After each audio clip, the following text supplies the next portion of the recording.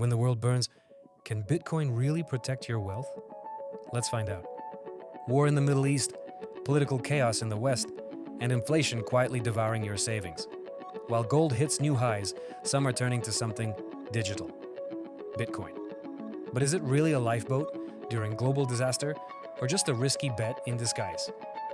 Today, we're cutting through the hype and asking the hard question: can Bitcoin really help during global crises? June 2025. The world is on edge. Israel and Iran are exchanging missile strikes. The G7 is in disarray. Ukraine warns that diplomacy is in crisis after Trump walks out of the summit. And investors, they're running. Some to gold, some to the dollar, but increasingly to Bitcoin. Let's talk about conflict. When bombs fall, markets panic. And history shows us geopolitical instability equals financial volatility. Just this week, Iran hit an Israeli hospital with a missile. Israel responded with strikes near Iran's heavy water nuclear reactor. Oil spiked 14% overnight. The S&P 500 dropped 2.4%. And gold shot up again. But here's the twist. Bitcoin jumped too. Not as high, but still up. Why? Because when people fear their money might lose value or disappear entirely, they look for assets that governments can't freeze, inflate, or seize. And Bitcoin fits that bill. Now picture this. You live in Argentina, or Lebanon, or Venezuela.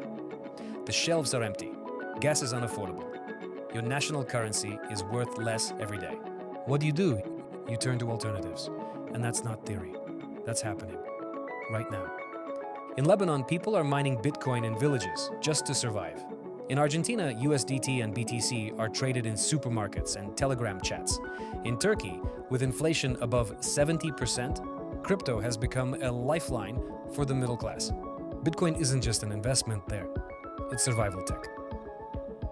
But it's not just about inflation, it's about freedom. In 2022, Canadian truckers had their bank accounts frozen over protests. In Russia, citizens were blocked from using SWIFT.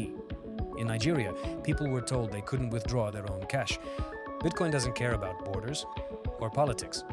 It works the same, whether you're in Kiev, Tehran, or Ottawa. That's what makes it dangerous to governments and attractive to individuals. Because when institutions break trust, Bitcoin becomes a tool of personal sovereignty. But here's the elephant in the room. Bitcoin isn't exactly stable.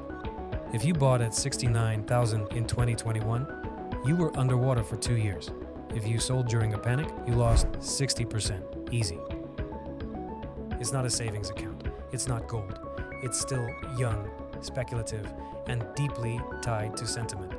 So can it really be called a safe haven? That depends on your time horizon and your alternatives. Because for millions without banking access or stuck in collapsing economies, the volatility of Bitcoin might still be safer than a failing national currency. Let's go to the data. In the past 12 months, gold is up 20%. Bitcoin up nearly 120%. During the March 2023 banking scare, Bitcoin outperformed everything. During the April 2024 Middle East tensions, Bitcoin rose 7% in 3 days. But here's the key. Gold is stable, slow-moving, and centuries old.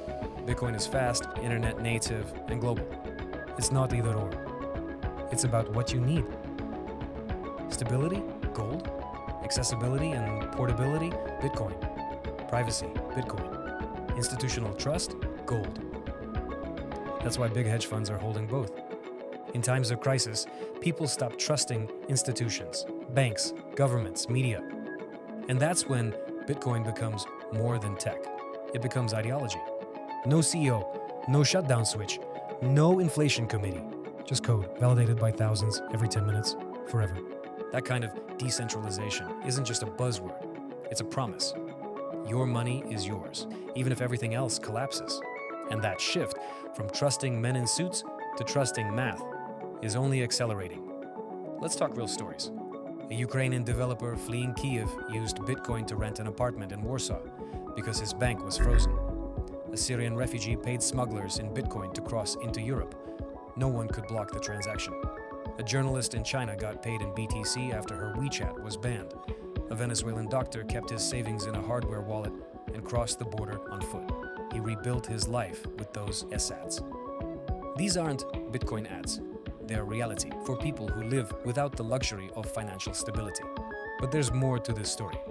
Bitcoin's resilience also lies in its network effects and community. Developers across the globe continue to enhance its security, scalability, and use cases. Lightning Network, for example, allows near-instant, low-cost Bitcoin transactions.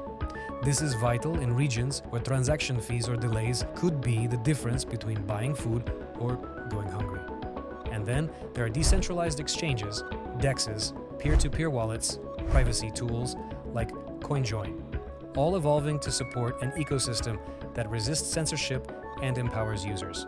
Bitcoin ATMs are now appearing in unexpected places: Nairobi, Caracas, Istanbul, and mobile apps like Moon, Blue Wallet, and Phoenix give people full control of their funds in countries where banking systems have collapsed. But here's the challenge: education. Without understanding private keys, seed phrases, and wallet security, Bitcoin can be more dangerous than helpful. Phishing attacks, lost passwords, fake exchanges, they all target vulnerable users. So while Bitcoin can be powerful, it requires awareness and responsibility. We also need to talk about mining. Critics say it wastes energy. Supporters argue it secures the network and can be powered by renewables. In places like El Salvador and Iceland, mining is increasingly powered by geothermal and hydro energy. And during energy crises, some miners shut down operations to redirect electricity to critical infrastructure. Bitcoin's environmental impact is real, but it's evolving, just like the technology itself. There's also the geopolitical layer. Countries like El Salvador have adopted Bitcoin as legal tender. The Central African Republic tried too, but others, China, India, Nigeria, have restricted it or banned it outright. And yet Bitcoin continues to circulate underground, over VPNs, through mesh networks and satellite nodes. Because that's the essence of Bitcoin. It adapts, it's anti-fragile, it doesn't need permission to exist. Zooming out, Bitcoin's adoption among institutional players continues to rise. Companies like MicroStrategy, Tesla, and Square have allocated part of their treasury to BTC. BlackRock and Fidelity now offer crypto products for clients. This signals not just speculation, but a fundamental shift in how value is stored. Meanwhile, emerging Bitcoin Layer 2 solutions and sidechains are enabling smart contracts, NFTs, and real-world assets to be built on Bitcoin. The once dumb money network is evolving into a programmable financial layer. Bitcoin isn't just surviving global instability, it's maturing because of it.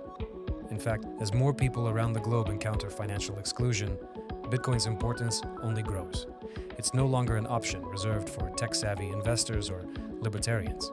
It's becoming a necessity for those caught in crises, as remittance tools, as escape routes, as digital savings accounts for people locked out of the global financial system. So can Bitcoin help during global crises? Yes, if you understand what it is. No, if you treat it like a get-rich-quick scheme. Bitcoin won't stop wars, it won't feed the hungry, but it can give individuals power when systems fail. It's not magic, it's math. And sometimes, in a world full of chaos, that's the most reliable thing you've got. In war zones, Bitcoin is borderless. During inflation, Bitcoin can preserve value. Under censorship, Bitcoin is uncensorable. But it's volatile, risky, and far from foolproof. Bitcoin is not salvation, but in a crisis, it's a tool. And sometimes that's enough to change everything. If you found this helpful, share it, especially with someone who still thinks Bitcoin is just a meme.